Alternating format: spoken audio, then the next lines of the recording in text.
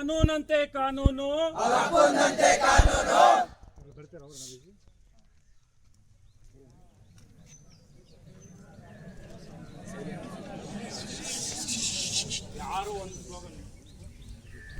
Sir ನಮ್ಮ ಕೂಗಿಷ್ಟೇ sir. ರೈಟೆಕ್ ಅನ್ನೋದು ಇಡೀ ಹೈಕೋರ್ಟಲ್ಲಿ ಕೇಸ್ ಆಗಿ ನಾವು ಸಹ ಹೋರಾಟ ಮಾಡಿ ಅದನ್ನ ಕರ್ನಾಟಕ ಹೈಕೋರ್ಟ್ ಬ್ಲಾಕ್ ಲಿಸ್ಟ್ ಮಾಡಿದೆ ಕಾಲೇಜ್ನ. ಹಾಗೆ ಇನ್ನೊಂದು BE ಬಯೋಟೆಕ್ನಾಲಜಿ, ನಾವು BE ಕೃಷಿ ಬಯೋಟೆಕ್ನಾಲಜಿ ಓದಿದಂಥ ವಿದ್ಯಾರ್ಥಿಗಳು. ನಾವು ಬಯೋಟೆಕ್ನಾಲಜಿ ಜೊತೆ ಕೃಷಿನೂ ಸಹ ಓದಿದ್ದೀವಿ. ನಮಗೆ ಕೃಷಿ ಅಧಿಕಾರಿಗಳಲ್ಲಿ 15% ಮೊದಲಿಂದಲೂ ಸಹ ಗೌರ್ಮೆಂಟ್ ಕೊಟ್ಟಿತ್ತು. ಹೀಗಾಗಿ ಈ BE ಬಯೋಟೆಕ್ನಾಲಜಿ ಅಂದ್ರೆ ಅಗ್ರಿಕಲ್ಚರ್ ಗೊತ್ತಿಲ್ಲದೆ ನಾರ್ಮಲ್ ಬಯೋಟೆಕ್ನಾಲಜಿ ಓದಿದವರನ್ನು ಸಹ ಇನ್ಕ್ಲೂಡ್ ಮಾಡ್ಕೊಂಡಿದ್ದಾರೆ. ಮೂರನೇ ನನ್ನ ಇದಿರೋದು ಸರ್ ಪ್ರೈವೇಟೈಸೇಷನ್. ಅಗ್ರಿಕಲ್ಚರ್ ಅಲ್ಲಿ ತುಂಬಾ ನಾರ್ಮ್ಸ್ ಅಂಡ್ ರೆಗ್ಯುಲೇಷನ್ಸ್ ಇದೆ ICAR ಅಂಡರ್ ಅಲ್ಲಿ.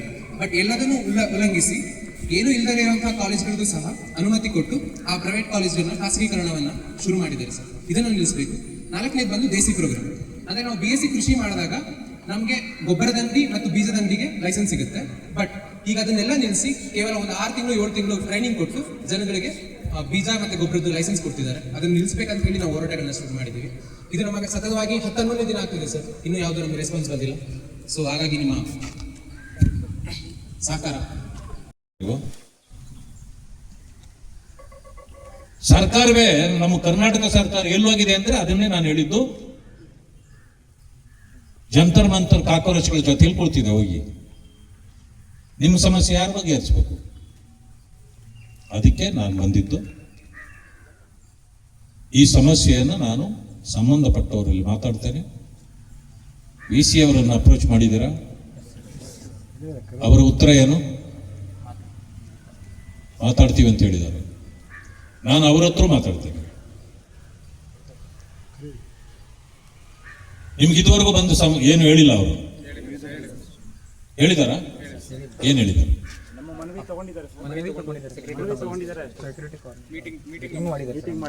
ನೋಡಿ, VC ಅವರಲ್ಲೂ ಮನವಿ ಮಾಡ್ತೇನೆ.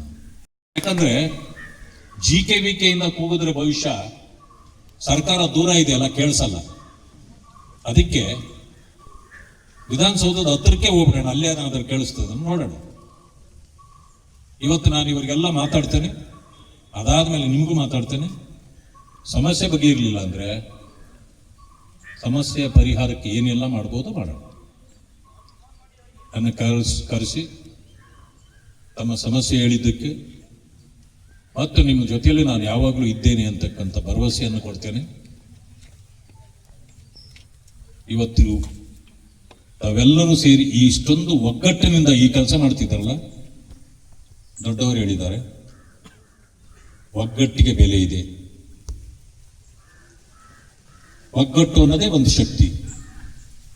ಆ ಶಕ್ತಿಯನ್ನ ನೀವು ಪ್ರದರ್ಶನ ಮಾಡಿದ್ದೀರಿ. ನಿಮಗೆಲ್ಲರಿಗೂ ಕೂಡ ಧನ್ಯವಾದಗಳು. ನಿಮ್ಮ ಸಮಸ್ಯೆಗಾಗಿ ಸದಾ ನಾನು ನಿಮ್ಮ ಜೊತೆಯಲ್ಲಿದ್ದೇನೆ ಅಂತ ಬಯಸ್ತೇನೆ.